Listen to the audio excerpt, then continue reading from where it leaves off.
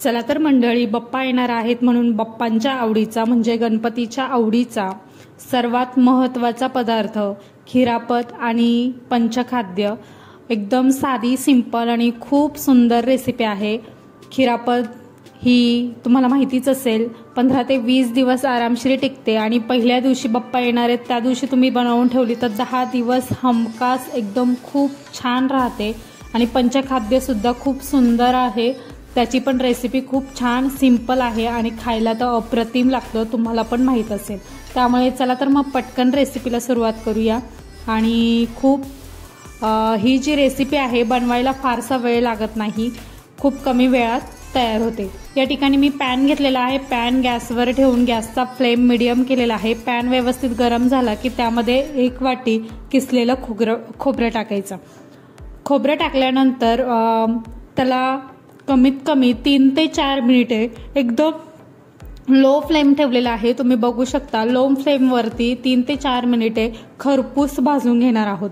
एकदम कुरकुरीत जोपर्यंत आपलं खोबरं जे आहे होत नाही तोपर्यंत आपण भाजून घेणार आहोत। या ठिकाणी मी बाप्पासाठी आधीही भरपूर रेसिपीज अपलोड केलेल्या आहे। तळणीचे मोदक 10 ते 15 दिवस टिकणारे तळणीचे मोदक, त्याची ही रेसिपी अपलोड केलेली आहे, त्याची लिंक मी डिस्क्रिप्शनमध्ये देते, तुम्ही तिथे जाऊन बघू शकता। या ठिकाणी बघू शकता 1 ते 2 मिनिटानंतर खिरापत बनवते त्यासाठी हलकासा जो आहे लालसर रंग आलेला आहे। खूप जास्त खिरापत बनवण्यासाठी लालसर करायचं नाहीये खोबरं, थोडंसं हलकंसं ब्राऊन शेड आलेलं आहे। आणि या स्टेजला आपण गॅस बंद करतोय आणि एका मिक्सिंग बाउलमध्ये हे जे खोबरं भाजून घेतलेलं आहे ते टाकून घेणार आहोत। या ठिकाणी मिक्सिंग बाउलमध्ये टाकल्यानंतर लगेच झटपट कोणतीही सामग्री किंवा कोणतीही वस्तू त्यामध्ये घालायची नाही। खोबरं जे आहे एकदम पूर्ण थंड होऊ द्यायचं।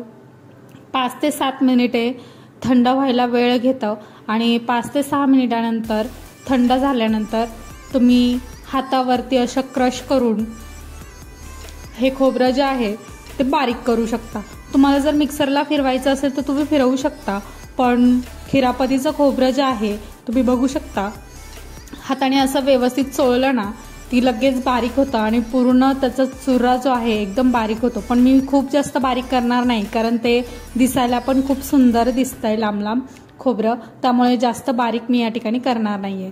या ठिकाणी खोबरं जे आहे हलकंसं हातावरती क्रश करून घेतलं आणि त्यानंतर आता यामध्ये आपण बाकीचं सामान टाकून घेऊया। यामध्ये सर्वात पहिल्यांदा जे आहे ड्रायफ्रुट्स, तुम्हाला आवडेल तितके ड्रायफ्रुट्स तुम्ही टाकू शकता। काजू, बदाम, पिस्ता, तुम्हाला जे आवडेल ते तुम्ही टाकलं तरी चालेल। या ठिकाणी मी ते सुद्धा आधीच फ्राय करून घेतलेलं होतं आणि त्याचे काप करून ठेवलेले होते ते यामध्ये टाकून घेतलेले आहे।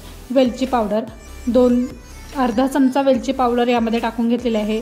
अप्रतिम टेस्ट लागते, खूप छान आणि चवीला खूप मस्त टेस्ट लागते। खिरापत जे आहे जी कधीही कोणीही अचानक आलं तर अवेलेबल म्हणून आपण जो प्रसाद बनवून ठेवतो खूप जास्तीचा तो खिरापतच असतो, म्हणजे प्रत्येक वेळेस आपण पाहुण्यांना वगैरे लगेच देऊ शकतो।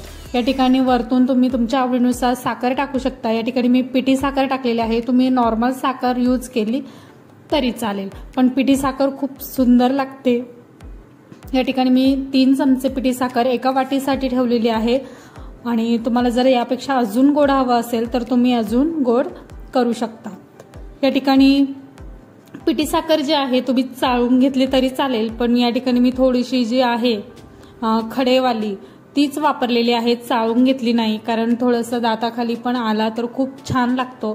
त्यामुळे या ठिकाणी आपली जी खिरापत आहे गणपती बाप्पासाठी प्रसादासाठी बनवलेली ती या ठिकाणी तयार झालेली आहे। आता आपण पंचखाद्य कसं बनवायचं हे बघूया। या ठिकाणी खिरापत जी आहे खूप सुंदर दिसते, तुम्ही बघू शकता। ड्रायफ्रुट्स टाकल्यानंतर त्याची टेस्ट अजूनच छान लागते। या ठिकाणी आपली खिरापत तयार झालेली आहे। खिरापत साईडला ठेवून घेऊया आणि पंचखाद्य कसं बनवायचं त्याची रेसिपी पुढे बघूया। या ठिकाणी मी गॅसवरती पॅन ठेवलेला आहे, पॅन व्यवस्थित गरम झालेला आहे आणि त्यामध्ये सुद्धा मी एक वाटी सुकं खोबरं जे आहे ते भाजण्यासाठी ठेवलेलं आहे। आता पंचखाद्य बनवतोय। पंचखाद्य म्हणजे काय? पंचखाद्यामध्ये ख अक्षरापासून सुरू होणारे 5 पदार्थ यामध्ये असतात आणि या ठिकाणी तुम्ही बघू शकता खोबरं जे आहे खिरापतीपेक्षा जास्त ब्राऊन रंग येईपर्यंत या ठिकाणी भाजून घेतलेलं आहे। पण खोबरं जे आहे अजिबात जळालेलं नाहीये, कमी गॅसवरती एकदम ब्राऊन शेड येईपर्यंत छान भाजून घ्यायचं। आणि ते भाजून झाल्यानंतर यामध्ये मी खजूरच्या 2-3 पाकळ्या आणि याचे तुकडे जे आहे छोटे छोटे पीस तयार करून त्यामध्ये टाकलेले आहे आणि ते सुद्धा देखील मी भाजून घेणार आहे। हे मिश्रण व्यवस्थित भाजून झाले की एका मिक्सिंग बाउलमध्ये आपण काढून घेणार आहोत। आता काढून झाल्यानंतर हे जे आहे थोडंसं 1 ते 2 मिनिटे छान थंड करून घ्यायचं।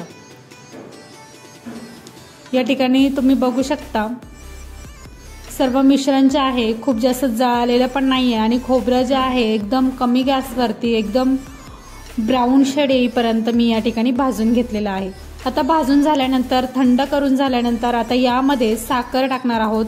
तुम्ही साखर वापरू शकता किंवा खडी साखर वापरू शकतात।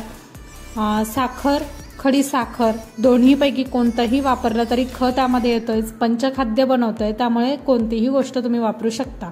या ठिकाणी त्यानंतर मी खसखस वापरलेली आहे। खसखस सुद्धा हलकीशी भाजून घेतलेली होती आणि खसखस टाकून झाल्यानंतर हे जे आहे थंड करून घेतलेलं मिश्रण जे आहे एका मिक्सरच्या जारमध्ये काढून घेत आहे आणि त्याला हलकसं 2 ते 3 वेळेस कमी प्लसवर जे आहे फिरवून घेणार आहे। खूप जास्त बारीक पावडर या ठिकाणी करायची नाहीये, थोडीशी रवाळ अशी ठेवायची आहे। तुम्ही बघू शकता दळल्यानंतर त्याचा रंग बघू शकता आणि वरतून तुम्ही असे ड्रायफ्रुट्स थोडेसे टाकू शकता।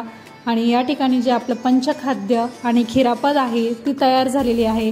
अजिबात खूप जास्त वेळ लागत नाही आणि अशा छान छान रेसिपी आवडल्या असेल तर चॅनलला सबस्क्राईब करा आणि बेल आयकॉन दाबायला विसरू नका। व्हिडिओ आवडल्यास लाईक करा।